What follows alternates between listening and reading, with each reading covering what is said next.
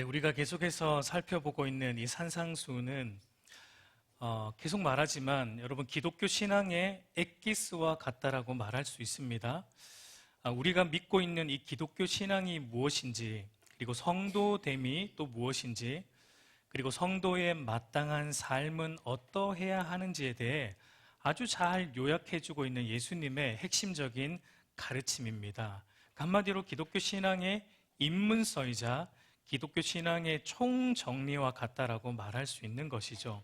그러니까 그런 점에서 지금 우리가 살펴보고 있는 이 산상수훈 서두에 나오는 팔복은 기독교 신앙의 문을 열고 들어가는 첫 문과 같고, 그리고 기독교 신앙이라는 옷을 우리가 입을 때 채우게 될 첫 단추와 같다라고 말할 수 있어요.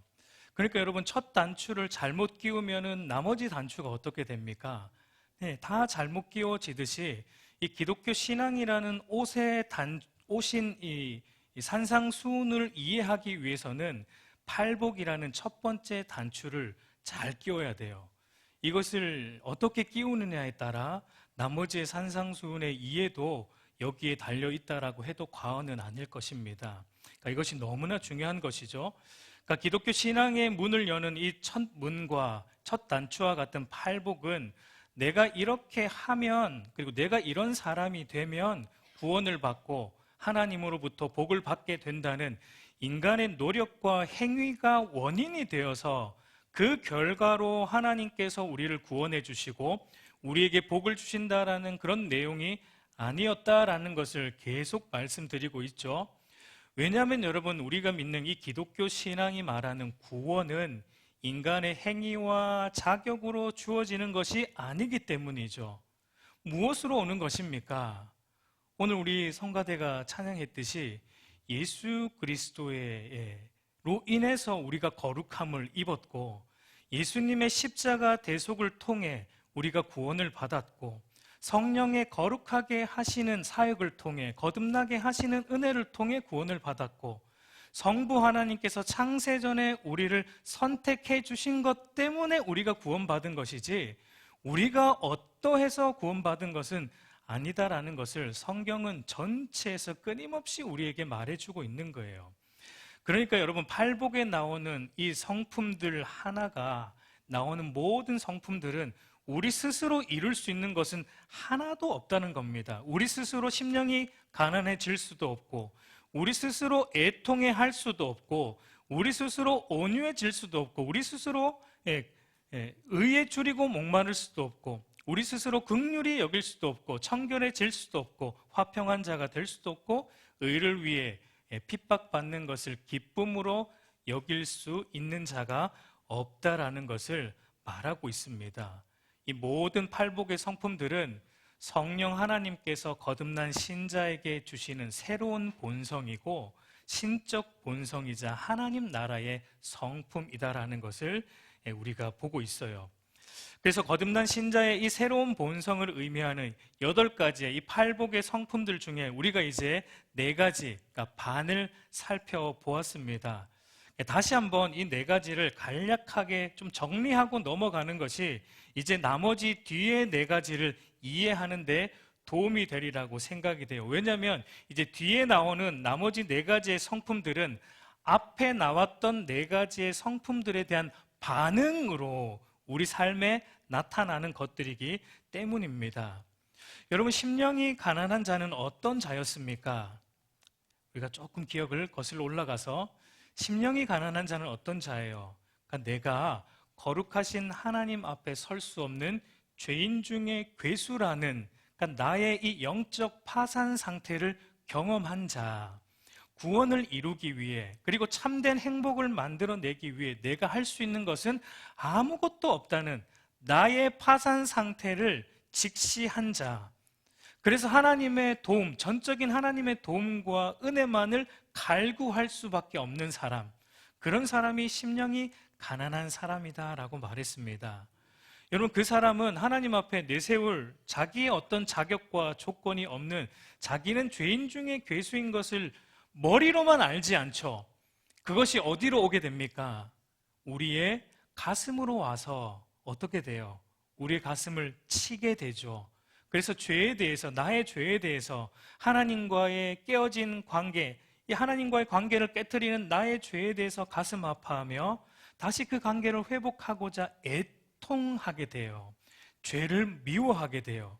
그래서 죄를 돌이키고자 하고 회개하고 죄와 또 적극적으로 싸우는 그 삶을 살아가도록 하는 사람이 애통하는 자입니다. 마치 세리의 모습과 같습니다. 누가복음 18장 13절 말씀을 우리 한번 같이 읽어보도록 하겠습니다. 시작. 세리는 멀리 서서 감히 눈을 들어 하늘을 쳐다보지도 못하고 다만 가슴을 치며 이르되 하나님이여 불쌍히 여기소서 나는 죄인이로소이다. 여러분, 이것이 바로 거듭난 신자의 심령의 상태이고 모습이에요. 우리 사랑하는 성도 여러분, 오늘 우리는 이 예배 자리로 나아올 때 어떤 심령의 상태로 하나님 앞에 여러분 나아오셨습니까? 오늘도 주일이니까 또 예배 드리러 가야지. 그래야지 나머지 6일 살 때 내 마음이 좀 편안하고 예배 드려야지. 뭔가 하나님 앞에 내 체면도 좀 서고 나중에 그래서 내가 하나님 앞에 뭔가 달라고 요구할 때도 그래도 조금 일단 예배는 드려놓고 해야지 뭔가 이렇게 요구할 때 좀 떳떳할 것도 있을 것 같고 혹시 여러분 그런 마음으로 예배 나오신 것은 아니죠. 만약에 그런 마음으로 예배를 우리가 나오고 있다면 여러분 아직 우리가 기독교 신앙의 첫 문을 지금 열지를 못하고 있는 거예요. 문고리 잡고 있는 거예요. 그 첫 단추를 잘못 끼고 있는 것과 똑같습니다. 기독교 신앙의 첫 문을 열는 신자의 모습은 하나님 앞에 나올 때마다 나의 추악한 죄인됨을 봅니다. 나의 자격 없음을 알고 가슴을 치는 거예요. 오늘도 예수님의 대속의 공로로 나를 받아주신 하나님의 은혜 앞에 감복함으로 나오는 것이 참된 그리스도인의 모습이다라는 것을 우리 팔복의 처음 두 복이 우리에게 말해주고 있었던 것입니다. 여러분, 그리고 그렇게 자신의 추악한 죄의 실체를 보고 가슴을 치는 사람은 이제 어떤 심령의 상태가 되는 것입니까? 온유한 심령의 상태가 돼요. 이 온유함이라는 것은 그저 순둥이를 생각하면 안 됩니다. 그저 순하게 다 받아주는 그런 어떤 상태가 온유함이 아니라 온유함이라는 것은 성령 하나님에 의해 우리의 감정이 통제받는 상태예요. 그러니까 참아야 할 때 참을 줄 알고 화를 내야 할 때 화를 낼 줄 아는 성령에 의해서 감정이 통제되는 상태. 그러니까 나에 대한 비난, 나에 대한 악의에 대해서는 얼마든지 참을 수 있지만 하나님의 이름과 하나님의 영광과 거룩이 모독되고 욕먹는 현장에서는 거룩한 분노를 일으키는 그 마음이 온유함이다. 성경이 말하는 온유함의 의미입니다. 여러분, 나에 대한 비난이 올 때 그것이 부당할지라도 왜 우리는 별로 반응하지 않습니까? 왜냐하면 남들은 보지 못하지만 그러니까 내 안에 이 속내가 얼마나 추악한 죄악들로 가득 차 있는지 나 자신은 보기 때문입니다. 그래서 남들이 나에게 비난할 때 그런 평가에 대해 온유한 신자는 열을 내지 않아요. 나를 그 정도만 나쁘게 봐줘서 고맙다 이렇게 말하죠. 당신이 내 속을 들여다보면 깜짝 놀라 자빠질 것인데 내 속을 다 못 들여다보니까 그 정도의 죄인으로만 나를 평가해주고 비난해줘서 너무 고맙다. 여러분, 사실 이렇게 말하는 게 온유한 자의 모습입니다. 여러분, 저는 가끔 그런 생각을 해요. 하나님께서 저의 속내를 다 드러내신다면 과연 내가 목사로 이렇게 설교할 수 있을까라는 생각을 해봅니다. 아마 여러분들이 제 여기 안에 있는 걸 다 보면은 다 도망가겠죠. 뭐 저런 사람이 있나 하고 다 도망갈 것입니다.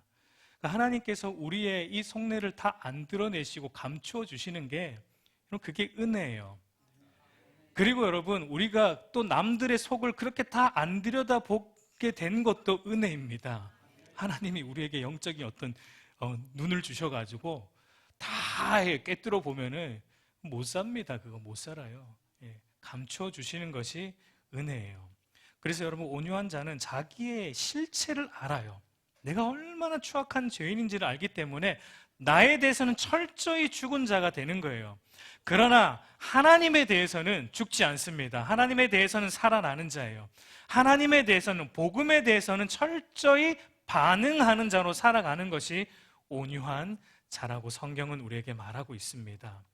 그렇게 여러분, 성령 하나님의 통제를 받는 온유한 심령이 되어 보니까 우리가 이제는 어느 자리로 가게 됩니까? 요한복음 16장 13절 말씀 우리 한번 같이 읽겠습니다. 시작. 진리의 성령이 오시면 그가 너희를 모든 진리 가운데로 인도하시리니 그가 스스로 말하지 않고 오직 들은 것을 말하며 장래일을 너희에게 알리시리라. 여러분, 성령 하나님이 우리 안에 오셔서 우리를 다스리시고 통치하시고 통제하시면 그 성령께서 우리를 어느 자리로 데리고 간다라고 말하고 있습니까? 진리 가운데로 데리고 간다라고 말하죠. 진리가 무엇입니까, 여러분? 진리는 예수님 자체예요. 예수님이 진리이시고 그분의 말씀이 진리이죠. 그러니까 여러분, 성령의 다스림을 받는 사람이 어떤 사람인가? 성령으로 충만한 사람이 어떤 사람인가? 막 방언하고 뒤집어지는 그런 사람이 성령이 충만한 사람이 아니라 진리 가운데 거하는 사람, 예수께로 나아가는 사람, 그분의 말씀 앞에 엎드린 사람, 예수님으로 나를 채우고자 목말라 하는 사람이 여러분 성령에 충만한 사람입니다. 진리신 예수 그리스도가, 참된 의가 되시는 예수 그리스도만이 내 안에 채우고자 몸부림치는 사람이 바로 의에 줄이고 목마른 자이고 성령으로 충만한 자예요. 내 안에 어떤 의도 없다는 것을 알기 때문에 내가 아무리 겉으로 볼 때 선하고 의로운 일을 할지라도 나의 선과 의는 전부 더러운 옷 같다는 이사야 선지자의 고백처럼 나의 선과 의는 어떤 것도 하나님 앞에 내세울 것이 되지 않는 것을 알기 때문에 완전한 의로움이신 예수님으로만 나를 채우고자 하는 사람이 바로 의에 줄이고 목마른 사람이고 성령의 인도를 받는 거듭난 신자의 모습이다라는 것을 말하고 있었어요. 여기까지 우리가 살펴본 네 가지의 그 팔복의 심령의 상태입니다. 그러니까 여러분, 이 네 가지의 심령의 상태를 보면 어떤 면에서 좀 내적인 원리로서 우리 내면에서 나의 죄인됨을 깨닫고 애통하게 되고 나를 의롭게 하시는 완전한 의이신 예수님만을 갈망하는 우리 안에서의 내적인 변화에 좀 집중적으로 다루고 있다라는 것을 우리가 볼 수 있어요. 그리고 이제 앞으로 볼 5번째부터 마지막 8번째까지의 이 팔복의 성품들은 우리 안에 이렇게 거룩한 내적인 변화가 이제는 외적으로 우리의 손과 발로 어떻게 나타나는지를 설명해주고 보여주고 있다라고 볼 수 있습니다. 그러니까 우리의 머리로 들어온 복음의 내용이 우리의 가슴을 지금 뜨겁게 했습니다. 그 뜨겁게 한 복음이 이제는 우리의 손과 발로 전달이 되고 우리의 삶의 실질적인 자리에서 다른 사람들과의 이제 관계 속에서 어떻게 성령의 열매들이 맺혀지는지를 나머지의 팔복의 성품들이 우리에게 보여주고 있다라고 우리가 볼 수 있어요. 우리 사랑하는 성도 여러분, 우리가 믿고 있는 이 기독교 신앙은 여러분 단순히 머리로만 생각하고 사색하는 것에 그치지 않습니다. 여러분, 십자가의 도가 단순히 도로 그치지 않고 삶의 구체적인 자리에서 살아 역사하는 것이 진짜 기독교 신앙이에요. 왜 그렇습니까? 여러분, 하나님의 말씀은 이 십자가 복음은 단순히 이론이 아닙니다. 단순히 그냥 글로 쓰여진 가르침으로 끝나는 게 아니에요. 하나님의 말씀은 지금도 살아 역사하여서 우리 인간의 부패한 심령을 찔러 쪼개고 변화시키고 살아가게 하는 살아있는 하나님의 말씀이고 하나님의 능력이기 때문입니다. 여러분, 그것을 믿습니까? 그걸 믿는다면, 우리의 삶이 변화가 안 된다면 여러분, 그거는 말이 안 되죠. 하나님의 말씀이 살아있는데 여러분, 만약에 변화가 안 된다면 여러분은 매주일 하나님의 말씀을 듣는 것이 아니라 한 사람의 말을 듣고 가는 것에 불과한 것일 수 있어요. 이것이 정말 하나님의 말씀으로 들린다면 우리의 삶이 변화 안 되는 것은 불가능합니다. 하나님 말씀은 살아 역사하기 때문이에요. 그래서 우리가 머리로 알고 가슴을 치고 있다면 손과 발이 당연히 움직여야 돼요. 움직이지 않으면 여러분 죽은 신앙입니다. 그래서 여러분 우리의 옛 믿음의 선조들인 청교도인들은 뭐라고 말했냐면 신앙생활은 로마서로 시작해서 야고보서로 끝내라라고 이렇게 표현을 했습니다. 무슨 말입니까? 그러니까 예수 그리스도를 믿는 믿음으로 의롭게 되고 구원받는다는 이 십자가의 도, 그리스도의 복음의 본질적인 것을 머리로 깊이 깨닫고 가슴으로 깊이 생각하게 하는 로마서로부터 신앙생활을 시작하고 이제 그 복음을 손과 발로, 그러니까 살아내는 행함이 있는 믿음을 강조하는 야고보서로 신앙생활을 마치라라는 말로 표현을 했어요. 너무나 멋진 표현이죠. 그러니까 여기서부터 팔복의 5번째가 시작이 되는 겁니다. 우리 7절 말씀을 다시 보면 긍휼히 여기는 자는 복이 있나니 그들이 긍휼히 여김을 받을 것이며 라고 말합니다. 이제 머리와 가슴으로 했던 신앙이 이제는 손과 발로 오는데 그 첫 번째가 바로 다른 이들을 긍휼히 여기는 이 손과 발의 움직임이 우리에게 나타난다라는 것을 주님이 말씀하고 계세요.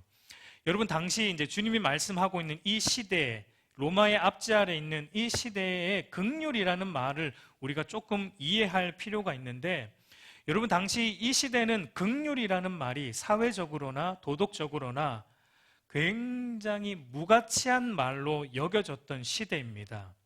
어느 정도로 긍휼을 무가치하게 여겼냐면 이 당시에 로마의 한 철학자는 긍휼을 이렇게 표현을 했어요. 긍휼은 영혼의 병이다라고 말하기까지 긍휼을 무가치하게 여겼습니다. 긍휼은 영혼의 병이다. 여러분 당시 로마 사회는 정의, 용기, 기강, 힘 이런 것들을 숭배했어요. 자랑했습니다. 그러니까 긍휼이라는 말을 굉장히 연약함의 상징으로 생각했고 무가치하게 여겼어요. 그래서 이 당시에 로마 사회에 아버지에게, 그러니까 집주인이죠. 아버지에게는 어떤 법적 권리가 있었느냐? 그 당시에 그러니까 파트리아 포테스타스라는 권리가 있었다고 합니다. 그게 뭐냐면 아버지는 태어난 아기들을 그 즉시 살리고 죽일 수 있는 권한. 그러니까 아이가 태어났는데 튼튼하게 태어났어요. 아주 튼실하게, 아주 토실토실하게 태어났어요. 그러면 아버지가 어떻게 하냐면 엄지손가락을 위로 올립니다. 살리라는 거예요. 근데 아기가 태어났는데 뭔가 빈약하게 비실비실하게 태어났어요. 아니면 장애를 가지고 태어났습니다. 그러면 아버지가 손을 밑으로 내립니다. 그 아이는 그 즉시 죽여라. 그 되는 이 법적 권리가 로마 사회에 있었습니다. 그뿐이 아니고 뭐 노예는 말할 것도 없겠죠. 심지어 여러분 놀라지 마십시오. 아내조차도 죽이고 살릴 수 있는 권한이 요 당시에 아버지에게 있었다는 것입니다.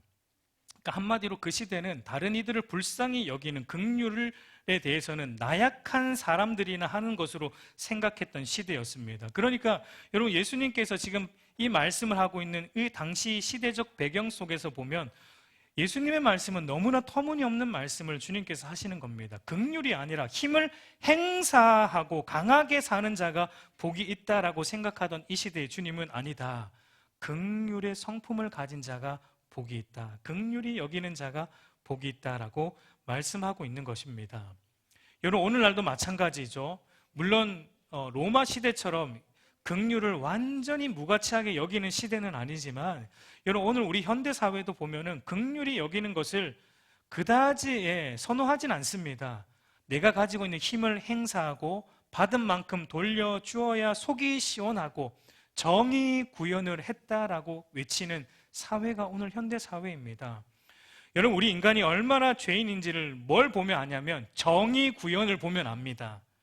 누군가가 나에게 한 대 쳤을 때 여러분 우리는 어떻게 해야 정의가 구현돼요? 누군가가 나를 한 대 쳤을 때 우리는 어떻게 해야 정의가 구현됐다고 말을 합니까? 2대 쳐야 돼요. 예. 그것도 똑같은 강도로가 아니라 더 세게 2대, 3대 쳐야지 속이 시원하고 정의가 구현됐다라고 우리는 말합니다. 그러니까 우리 인간이 얼마나 정의롭지 못한 존재인지 스스로 드러내는 거예요. 그러니까 정의를 구현한다고 하면서 온갖 정의롭지 못한 일을 하는 우리 인간의 모습이에요. 그러니까 누군가 긍휼을 여긴다라는 것이 이처럼 오늘날 사회에도 통하는 건 아니에요.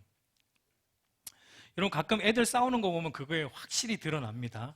애들 싸우는 거 보면은 누가 한 대 치면은 애들은 확실히 드러나요. 2세대. 가끔 이제 저희 집에도 이제 가끔씩 싸우는데 막내를 보면은 형이 한 대 때리면 2대, 3대를 때려야 비로소 흡족한 얼굴로 뒤로 돌아서요. 드디어 정의가 구현됐다 그러면서 그런 걸 보게 됩니다. 그러니까 오늘날 이 사회도 우리의 본성상 누군가를 긍휼히 여긴다, 용서한다 라는 것은 별로 선호하지 않는 가치입니다. 그러니까 주님께서 이제 5째 팔복을 통해 우리에게 말씀하시는 것이 뭐냐면 거듭난 신자인 너희는 다르다라는 겁니다. 너희는 다르다. 너희는 이제 어그러진 정의 구현을 위해 너희가 가진 힘을 행사하는 자들이 아니고 도리어 다른 사람들에게 너희의 힘으로 긍휼을 베풀고 긍휼히 여기는 자들이다라는 것을 주님께서 말씀하고 있는 겁니다. 여러분 그렇다면 예수님이 말씀하시는 이 긍휼이 어떤 의미입니까? 긍휼이라는 말 자체가 가지고 있는 의미는 자비를 베풀다, 다른 이들을 불쌍히 여기다라는 의미이죠. 그러니까 예수님이 말씀하시는 긍휼은 단순히 남들의 어려움을 우리가 보고 불쌍히 여기고 돕는 그런 수준의 긍휼은 당연히 아닐 것입니다. 왜냐하면 여러분 그 정도는 누구도 할 수 있어요. 예수 안 믿어도 거듭나지 않는 불신자들도 얼마든지 그 정도의 긍휼은 다 할 수 있기 때문에. 그러나 오늘 주님이 말씀하시는 긍휼은 그 정도가 아니죠. 거듭난 자만이 할 수 있는 긍휼을 말씀하고 있는 거예요. 여러분 긍휼이라는 말이 헬라어로 보면 엘레모네스라는 말이고 히브리어로는 우리가 잘 아는 헤세드라는 말입니다. 이 헤세드라는 말은 성경에서 아주 중요한 단어이죠.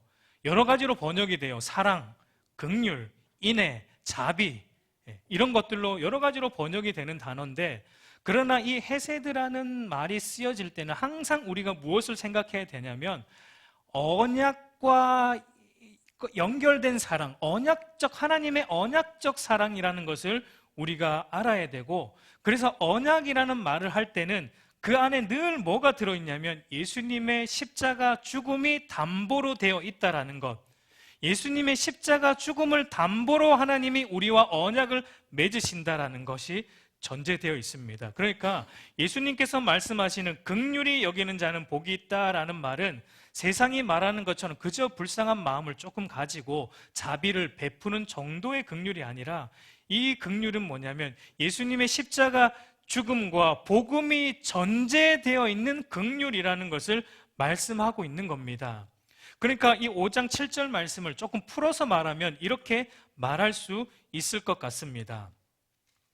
제가 한번 읽어드릴게요. 너희는 예수 그리스도의 십자가 복음으로 말미암아 하나님의 은혜와 긍휼을 입은 자들이다. 너희가 받은 하나님의 은혜와 긍휼은 너무 커서 너희가 감당할 수 없는 은혜와 긍휼이다. 그것을 바르게 아는 신자는 이제 하나님으로부터 받은 측량할 수 없는 구원의 은혜와 긍휼을 다른 사람들에게 자동적으로 흘러보내며 살게 되어 있다라는 것이 이 말씀 안에 이렇게 들어있는 의미라고 볼 수 있습니다. 여러분, 우리가 하나님께 받은 그리스도의 십자가를 통해 받은 하나님의 그 구원의 은총과 긍휼이 도대체 여러분 어떤 것입니까? 우리가 그 은혜와 긍휼을 받았기 때문에 지금 이 자리에 앉아 있는 거예요. 그 은혜를 받지 못했으면 우리는 이 자리에 나올 수 없는데, 우리가 받은 그 은혜와 긍휼이 여러분 도대체 어떤 것입니까? 여러분 그것을 잘 알려주는 성경이 저는 호세아 선지서라고 생각이 돼요. 하나님께서 호세아 선지서에게 어떤 명령을 하셨습니까? 호세아 1장 2절 말씀 우리 한번 같이 읽도록 하겠습니다. 시작. 여호와께서 처음 호세아에게 말씀하실 때에 호세아에게 이르시되 너는 가서 음란한 여자를 맞이하여 음란한 자식들을 낳으라. 이 나라가 여호와를 떠나 크게 음란함이니라. 하나님이 호세아, 거룩한 선지자 호세아에게 뭘 명령하시냐면 음란한 여자인 고멜을 아내로 맞아. 창녀예요. 창녀를 아내로 맞아 끝까지 책임지고 신실한 남편이, 책임지는 신실한 남편이 되라는 명령을 하고 계신 겁니다. 여러분, 이게 이해가 됩니까? 이 명령이? 거룩한 선지자에게 음란한 여자, 그리고 음란한 자식을 낳아라라는 말은 이미 뱃속에 뭐가 있다는 겁니까? 다른 남자의 아이를 베어 있는 그런 여자예요. 그런 여자를 아내로 맞고 신부로 맞아 너가 신실하게 사랑하고 끝까지 책임지는 신실한 남편으로 살아라라는 명령을 하고 계신데, 너무 일방적인 명령을 하고 계신데, 여러분 이게 이해가 됩니까? 하나님께서 왜 이런 일방적인 결혼 명령을 하고 있는 거예요? 무엇을 보여주고 싶은 겁니까? 여러분, 하나님께서 우리를 어떻게 사랑하시고 어떻게 우리를 구원하셨고 그리고 그 구원의 은혜와 긍휼이 어느 정도인지를 보여주고 싶은 거예요. 호세아 선지자가 하나님의 일방적인 명령대로 창녀 고멜을 아내로 맞아 결혼했습니다. 거룩한 선지자의 아내로 자격이 없는 여자이죠. 그러나 호세아 선지자가 그를 맞아 결혼했습니다. 근데 결혼하자마자 어떤 일이 벌어집니까? 또 집을 나가요. 또 외도합니다. 또 다른 남자의 품에 안겨 있어요. 호세아가 또 찾아가요. 값을 지불하고 다시 사옵니다. 그리고 끝까지 그를 책임지고 신실하게 보듬어주고 아껴주고 사랑해주는, 참으로 우리가 볼 때 이해할 수 없는 결혼이고 결혼 생활을 이어가고 있는 것을 호세아서를 통해 보게 돼요. 여러분, 하나님께서 무슨 말씀을 하고 싶은 거예요? 너희가 받은 구원의 은혜와 긍휼도 사실은 이해할 수 없는 것이다라는 겁니다. 여러분, 우리도 거룩하신 하나님의 신부로 자격이 있습니까? 조금도 없습니다. 그러나 하나님의 일방적인 선택에 의해 우리가 하나님의 신부로 선택받았습니다. 그리고 하나님의 예수님의 십자가 대속으로 우리를 사셨습니다. 거룩한 신부 삼으셨습니다. 그런데 또 우리가 뭘 하고 있어요? 하나님과 세상을 겸하여 섬기며 영적 음행을 일삼고 살아가고 있습니다. 그런데 또 찾아오십니다. 그런 우리를 또 찾아오시고 끝까지 포기하지 않으시고 신실하게 이 결혼 생활 유지하고 계시는 하나님의 그 사랑, 은혜, 긍휼, 이게 이해가 되냐는 말입니다. 호세아를 보면서 도대체 하나님 왜 이해 안 되는 이런 걸 명령하실까? 그걸 보라는 게 아니고 우리가 받은 구원의 은혜와 긍휼이 이렇다라는 거예요. 이해할 수 없는 은혜와 긍휼을 너희가 받았다라는 것을 하나님은 말씀하고 있는 거예요. 여러분, 이게 이해가 돼요? 우리가 받은 이 구원의 은혜가 이해가 됩니까? 아, 알겠다. 그래서 하나님이 나를 구원하셨구나. 그래서 예수님을 나를 위해 죽이셨구나. 아, 이제 좀 알겠다. 이게 여러분 됩니까? 이게 되면은 내가 창녀인 것을 인정하지 않는 겁니다. 내가 자격 없는 더러운 신부라는 것을 인정하고 있지 않기 때문에, 나름 나는 깨끗한 신부라고 여기고 있기 때문에 이해가 되는 거예요. 물론 성경은 여러분 이렇게 말하죠. 요한복음 3장 16절, 우리가 너무나 잘 아는 말씀을 보면 하나님이 세상을 이처럼 사랑하사 독생자를 주셨으니 이는 그를 믿는 자마다 멸망치 않고 영생을 얻게 하려 하심이라. 하나님이 우리를 이처럼 사랑하셔서 우리를 구원하셨다라고 성경은 말하고 있습니다. 하나님이 이처럼 사랑하셨는데 여러분, 우리가 그런 사랑을 받을 자격과 조건이 우리에게 있다라고 이해가 되고 납득이 됩니까? 납득이 됩니까? 여러분, 납득이 안 되는 것이 정상적이에요. 그래서 오늘 우리가 이제 예배 끝나고 부를 찬송가 가사에도 보면 바다를 먹물 삼고 하늘을 두루마리 삼아도 하나님의 이 크신 사랑을 어떻게 할 수 없어요. 다 기록할 수 없다라고 고백하고 있는 것입니다. 그러니까 저와 여러분이 정직하게 서면은 하나님으로부터 받은 이 구원의 은혜와 긍휼이 이해가 안 되고 납득이 안 되고, 이게 왜 우리에게 오게 되었는지를 날마다 하나님 앞에 되물을 수밖에 없는 것을 우리가 받았다라는 것입니다. 여러분, 이게 어느 정도로 이해가 되고 감당이 안 되냐면, 우리 하나를 더 보면 마태복음 18장을 보면은 빛을 탕감받은 종의 비유가 나옵니다. 여러분, 이 비유의 내용이 어떠냐면, 간략하게 소개하면 임금에게 1만 달란트의 빚진 자가 있어요. 근데 임금이 그 1만 달란트의 빚진 그 종의 빚을 아무런 조건 없이 탕감을 해줍니다. 그런데 그 1만 달란트의 빚진 자가 탕감 받고 나서 돌아가서 어떤 일을 하죠? 자기에게 얼마입니까? 100데나리온 빚진 자를 잡아다가 빨리 갚으라고 자기 힘을 행사해요. 정의 구현, 어그러진 정의 구현을 하고 있는 거예요. 그러니까 그 임금에게 그 소식이 들려서 임금이 다시 그를 불러다가 내가 그렇게 너에게 1만 달란트를 탕감했는데 너가 그저 고작 100데나리온 빌린 그 자를 용서해 주지 못하냐 하며 그를 잡아다가 다시 옥에 가두는 그 비유의 내용이죠. 여러분, 이걸 이해하려면 1만 달란트와 100데나리온이 값어치를 좀 알아야 되는데, 여러분, 오늘날로 환산을 하면, 그러니까 오늘날 하루 우리가 10만 원 번다고 생각할 때 1만 달란트가 어느 정도냐면 대략 6조 원 정도라고 합니다. 6조 원. 별로 안 놀라시네요. 대단한 분들이세요.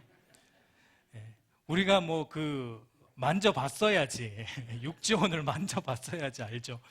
한 몇 억이라 그러면 좀 놀랄 텐데 6조 원이라 그러니까 조금 피부에 와닿게 말씀을 드리면 1만 달란트가 어느 정도냐면 일반 직장인이 17만 년을 하루도 안 쓰고 모아야지 모아지는 분량의 액수가 1만 달란트예요. 17만 년을 하루도 안 쓰고 모아야지. 우리가 기껏 살아야 많이 살아야 100년일 텐데, 그러니까 여러분 1만 달란트의 빚이라는 것은 애시당초 갚을 수 없는 빚을 졌다라는 거예요. 그런데 임금이 갚을 수 없는, 그러니까 인간의 능력으로 갚을 수 없는 빚을 임금이 그냥 알아서 탕감을 해준 겁니다.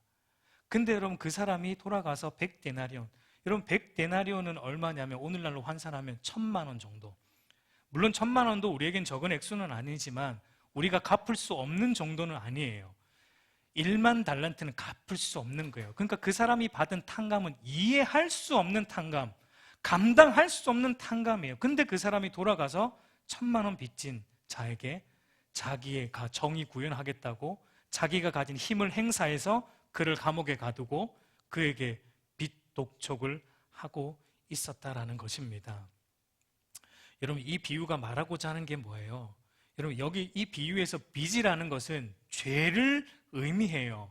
그러니까 우리가 하나님께 지은 죄가 1만 달란트의 죄라는 겁니다. 그러니까 그 말은 뭡니까? 우리가 하나님께 지은 죄는 애시당초 용서받을 수 없는 죄라는 겁니다. 탕감이 불가능한, 우리가 갚을 수 없는 죄라는 거예요. 그런데 하나님이 우리를 우리가 갚을 수 없는, 우리의 노력과 우리의 어떠함으로 갚을 수 없는 그 죄를 하나님께서 은혜로 갚아 주셨다라는 거예요. 그걸 알면은 다른 이들이 나에게 100데나리온의 실수를 하고 100데나리온의 죄를 나에게 할 때 그걸 아는 사람이라면 어떻게 해야 마땅하다라는 것입니까? 내 힘을 사용해서 정의 구현을 하는 것이 아니고 용서와 긍휼을 베푸는 것이 마땅하다라는 것을 그 비유가 우리에게 보여주는 거예요. 하나님으로부터 받은 이 구원의 은혜와 긍휼의 깊이를 바르게 알면은 다른 이들을 긍휼히 여기지 않을 수 없다라는 것을 말하고 있는 겁니다. 이것이 바로 오늘 주님이 말씀하시는 팔복의 5번째인 긍휼히 여기는 자의 심령의 상태예요. 예수 그리스도의 십자가 대속을 통해 하나님의 그 구원의 은혜와 긍휼이 내 안에 임했습니다. 그것을 복음을 통해 깨달았습니다. 그런데 그 내막을 들여다보니까 사실은 이게 받을 수 없었던 거였던 거예요. 용서받을 수 없는 양이었던 거예요. 우리는 고멜과 같은 더러운 자였던 거예요. 그런데 하나님이 값없이 아무런 조건 없이 예수님을 통해 우리를 구원해 주시고 당신의 거룩한 신부로 삼아 주셨다는 거예요. 그러니까 이걸 보니까 이해가 안 돼요. 납득이 안 돼요. 그래서 어안이 벙벙해지는 것입니다. 바로 이 지점에 도달한 신자에게서 이제 참된 긍휼이 흘러나온다라는 것을 우리 주님께서 말씀하고 있는 것입니다. 내가 받은 구원의 은혜와 긍휼이 도저히 말이 안 되는 것임을 깊이 깨닫게 되면 이제 우리는 다른 사람들을 보는 시각이 달라지는 거예요. 고멜과 같은 나도 하나님으로부터 용서받을 수 없는 죄를 용서받았다면 이제 이 세상에 그 어느 누구도 하나님의 용서 못 받을 자가 없고, 나의 긍휼, 하나님의 긍휼을 못 받을 자가 없고, 또 내가 긍휼을 못 베풀 자가 없다라는 것을 깨닫게 된다라는 것입니다. 여러분, 그렇다면 자신이 받은 용서의 은혜와 긍휼의 깊이를 바르게 하는 신자가 다른 이들에게 베푸는 긍휼의 모습은 어떠합니까? 먼저는 여러분, 우리 마음 속으로 긍휼의 마음을 품게 되겠죠. 그러나 그것이 마음에만 머물지 않고 적극적인 행동으로 동반된 긍휼이 베풀어지는 것이 참된 긍휼이에요. 머리로 온 하나님의 긍휼이 가슴을 뜨겁게 하고 그것이 손과 발로 이어지는 긍휼. 여러분, 그것은 선한 사마리아인 비유를 보면은 잘 알 수 있어요. 그 비유를 보면 어떤 사람이 여리고로 내려가는데 길에 강도 만난 사람이 강도를 만나서 모든 걸 다 빼앗기고 옷도 다 빼앗기고 발가벗겨진 채 피를 흘리고 죽어가고 있습니다. 그런데 마침 그때 제사장과 레위인, 종교 지도자들이 지나가면서 그 강도를 보게 돼요. 근데 이들이 어떻게 하죠? 누가복음 10장 31절 32절 우리 함께 읽습니다. 시작. 마침 한 제사장이 그 길로 내려가다가 그를 보고 피하여 지나가고 또 이와 같이 한 레위인도 그곳에 이르러 그를 보고 피하여 지나가되. 레위인과 제사장이 보고 어떤 행동을 합니까? 여러분, 당연히 이 사람들도 마음속으로는 긍휼의 마음을 품었을 거예요. 나름 종교 지도자들인데 아마 마음속으로는 이렇게 했을 겁니다. 아이고, 어쩌다가 이렇게 어려운 일을 당했을까? 하나님 저 사람들을 긍휼히 여기시고 하나님 도와주세요라는 기도하는 심령으로 보고 지나가지 않겠습니까? 그냥 무심하게 지나가지는 않았을 거예요. 기도했을 겁니다. 그러나 그들은 긍휼이 머리에만 있었던 거예요. 손과 발로 전달되지 않았던 것입니다. 그러니까 이 레위인과 제사장이 품었던 긍휼은 참된 긍휼이 아니었다는 겁니다. 강도 만나 쓰러져 죽어가는 그 사람을 볼 때 자기의 모습을 보지는 못했던 겁니다. 자신들이 바로 인류 최악의 강도, 누구입니까? 인류 최악의 강도 사탄을 만나서 하나님의 형상을 우리가 잃어버렸고 우리의 모든 선한 것이 다 벗겨져 빼앗겼고 이제 비참함만 남은 영적 파산 상태에 이르러 영적으로 죽어가는 존재이라는 자신의 실체를 그 강도 만난 자를 통해 보지 못했고, 그리고 그 강도 만난 자를 영적으로 죽어가 살 소망이 없는 죄인인 자신을 살리기 위해 하나님께서 친히 예수님을 이 땅에 보내셨을 뿐만 아니라 그분을 죽음으로 값을 지불하시고 살리신 하나님의 값진 긍휼을 그들은 그 강도 만난 자를 통해서 보지 못했던 것입니다. 그러나 여러분, 얼마 지나지 않아서 사마리아인이 길을 또 지나가는데 어떻게 합니까? 우리가 다 알듯이 자기의 시간을 투자하고 자기의 힘과 노력을 투자하고 그를 위해 응급처치를 해주고 더 나아가서 그가 회복할 수 있도록 쉴 수 있는 그 요양원에 데려다주고 모든 사비를 털어 요양원비까지 다 지불해주고 돌아갔던 그 사마리아인의 모습을 보게 돼요. 여러분, 선한 사마리아인은 마음으로만 긍휼을 품지 않았고 적극적으로 손과 발로 살아냈습니다. 그게 어떻게 가능했어요? 그는 보았던 거예요. 자신이 받은 긍휼이 어떤 것인지 강도 만난 자를 통해 보았던 거예요. 강도 만난 자를 볼 때 그것이 자기의 모습이었다라는 걸 본 거예요. 나도 저렇게 하나님으로부터 긍휼을 받지 않았을 때는, 구원받지 않았을 때는 저렇게 죽어가던, 죄의 노예로 살아가던, 죄로 인해 죽어가던 자였는데 하나님의 은혜를 통해 살림을 받고 하나님 당신의 시간을 투자하셔서 이 세상 가운데 오시고 하나님께서 모든 것을 다 투자하셔서 자기의 몸을 투자하셔서 나를 살리신 그 구원의 은총을 강도 만난 자를 통해 그 사마리아인은 보고 깨달았던 겁니다. 그러니까 여러분, 가만히 있을 수가 없는 거예요. 마음속에 품었던 긍휼이 손과 발로 표현이 되었던 것입니다. 바로 이것이 바로 오늘 주님이 말씀하시는 긍휼이 여기는 자의 모습이에요. 여러분, 그러면 이렇게 질문하시는 분들이 있을지 모르겠습니다. 선한 사마리아인과 같은 사람들이 예수 안 믿는 사람들 중에도 많습니다. 그들도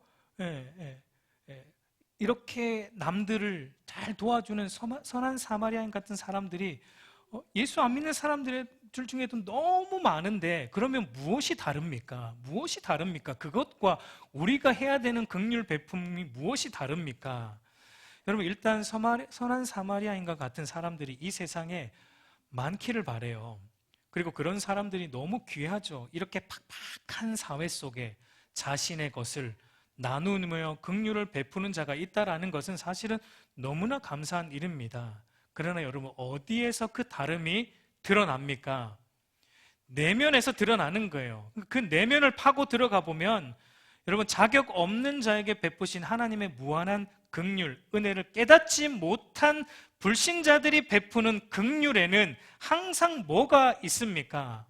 자기 의와 자기 만족이 숨어 있습니다. 물론 겉으로 잘 드러나지 않을지라도, 겸손으로 포장을 할지라도 그 깊은 내면을 들어가면 어느 정도 자기 만족이 있고 자기 의가 다 꿈틀거리고 있다라는 거예요. 그러나 여러분, 하나님께 긍휼을 받을 자격이 없는 죄인 중에 괴수인 것을 아는 거듭난 신자는 아무리 많은 긍휼을 베푼다 할지라도 내 안에는 의로움과 선함이 없다는 것을 알기 때문에 여러분, 우리는 자랑할 수가 없는 것이죠. 아무리 훌륭하고 많은 긍휼을 베풀었다 할지라도 우리가 받은 상상할 수 없고 가늠할 수 없는 1만 달란트의 탕감을 생각한다면 여러분, 우리가 어떤 큰 일을 해도 여러분, 우리는 빚진 자가 되는 거예요. 자랑할 수 없는 거예요. 여러분, 이 차이가 있는 것입니다. 그렇기 때문에 아무런 조건 없이 우리는 다른 이들에게 긍휼을 베풀 수 있는 힘이 우리 안에서, 우리의 힘이 아니라 성령을 통해 우리 안에서 솟아나오는 거예요. 그래서 우리의 시간을 들이고 물질을 들여서 다른 이들에게 우리의 여력이 되는 한에서 긍휼을 베풀 수 있고, 또 더 나아가서 어떤 이들은 여력이 되지 않는데도 자기의 시간과 물질을 들여서 분이 넘치게 긍휼을 베푸는 신자들도 많이 있다라는 것을 우리는 볼 수 있습니다. 여러분, 그러면 마지막으로 하나님으로부터 받은 이 긍휼의 깊이를 우리가 알면은 그렇게 긍휼을 베푸는 삶을 살아갈 때 하나님이 우리에게 어떤 복을 주십니까? 오늘 5장 7절을 다시 보면 긍휼히 여기는 자는 복이 있나니 그들이 긍휼히 여김을 받을 것이미요 라고 말합니다. 그러니까 우리가 긍휼을 베풀 때 하나님이 우리에게 뭘 주십니까? 우리를 긍휼히 여겨주신다라고 말씀하고 있어요. 여러분, 이것을 우리가 이렇게 오해하면 안 되는데, 우리가 다른 이들을 긍휼히 여겨야지 하나님이 나를 긍휼히 여겨주신다. 그러니까 우리가 다른 이들을 긍휼히 여기는 것이 조건이 되어서, 원인이 되어서 하나님이 나를 또 결과적으로 긍휼히 여겨주신다라고 우리가 생각하면 안 됩니다. 그것은 팔복의 의미가 아니었죠. 우리는 긍휼을 받았기 때문에 긍휼을 베푸는 자입니다. 그러니까 이 말이 무슨 의미냐면 긍휼이 여러분 선순환이 된다라는 것입니다. 이해할 수 없고 감당할 수 없는 그 긍휼을 받았기에 우리는 긍휼을 베풀 수밖에 없어요. 그리고 그렇게 하나님으로부터 받은 긍휼의 마음을 힘을 다해 우리가 베풀면은 또 우리가 뭘 보게 되냐면 하나님께서 나를 그렇게 사랑하셨다라는 것을 베품을 통해 깨닫게 된다는 거예요. 그러니까 여러분, 그러니까 이 긍휼이라는 것이 선순환이 되는 거예요. 은혜는 순환이 되는 거예요. 은혜는 나눌 때 순환이 되는 거예요. 그저 내가 받은 은혜를 나만 가지고 있고 내가 받은 긍휼을 나만 가지고 있고 기뻐한다고 그것이 순환이 되고 늘어나지가 않아요. 은혜에 어떤 감격이 생기지가 않아요. 은혜라는 것은 나눌 때 감격이 배가 된다라는 것을 말하고 있습니다. 우리 사랑하는 성도 여러분, 오늘 우리의 모습은 어떠합니까? 이 하나님으로부터 받은 이 구원의 은혜와 긍휼의 깊이를 여러분 우리가 참으로 알고 있습니까? 하나님의 끝없는 은혜와 긍휼을 바르게 깨달은 신자는 여러분 우리의 전 인격이 반응하게 되어 있는 거예요.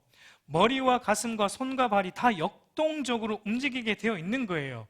정체되어 있는 신앙생활을 하게 만들지 않는 것입니다. 예수님을 머리로 더 알고자 배우고자 열망하게 되고 주님을 가슴으로 더 느끼고자 열성적으로 갈망하게 되고 손과 발로 주님의 말씀을 적극적으로 살아내고자 몸부림치게 되는 것, 그것이 바로 거듭난 신자의 모습이고 긍휼히 여기는 자의 모습인 것입니다. 여러분, 이제 말씀을 맺겠습니다. 저와 여러분이 받은 이 구원의 은혜와 긍휼은 도저히 감당할 수 없고 값을 매길 수도 없는 무한한 은혜와 긍휼인 것을 여러분 결코 잊어서는 안 됩니다. 이 하나님의 은혜와 긍휼이 여러분 우리 안에 당연한 것으로 여겨지거나 무뎌지는 순간 우리의 신앙은 죽습니다. 여러분 기억해야 돼요. 하나님의 구원의 은혜와 긍휼이 적응이 되면은, 적응이 되는 순간 우리 신앙도 죽어가고 있다라는 것을 여러분이 기억하셔야 돼요. 여러분, 이게 평생 적응이 안 돼야 돼요. 평생 적응이 안 돼야 돼요. 그래서 여러분 순간순간 여러분들이 하나님 앞에 놀래야 돼요. 도대체 왜 내게, 나 같은 자에게 이런 은혜와 긍휼을 베풀어 주십니까? 어안이 벙벙해지셔야 돼요. 평생 어안이 벙벙해지셔야 돼요. 말씀을 읽으면 읽을수록 이해가 안 돼야 돼요, 사실은. 물론 알아야 됩니다. 네. 그렇다고 전혀 이해가 안 되고 그런 의미가 아니고요. 하나님의 구원의 깊이가 이해가 안 돼야 돼요.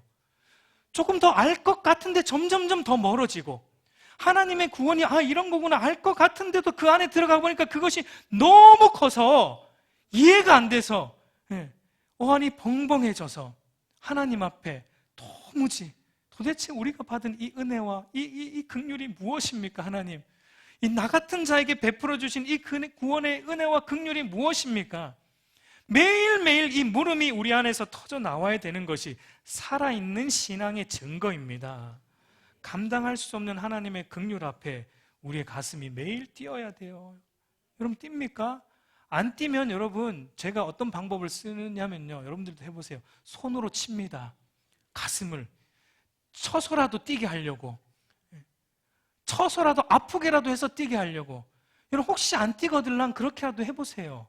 어떻게든 여러분 복음을 읽을 때 가슴이 뛰어야 되고, 그 가슴이 뛴 것이 손과 발로 전달이 되어서 하나님 말씀을 적극적으로 살아내는, 긍휼을 베푸는 이 베풀므로 또다시 긍휼이 채워지는 이 선순환, 이것이 저와 여러분의 삶에 여러분 끊어지지 않기를 우리 주님의 이름으로 간절히 축복합니다.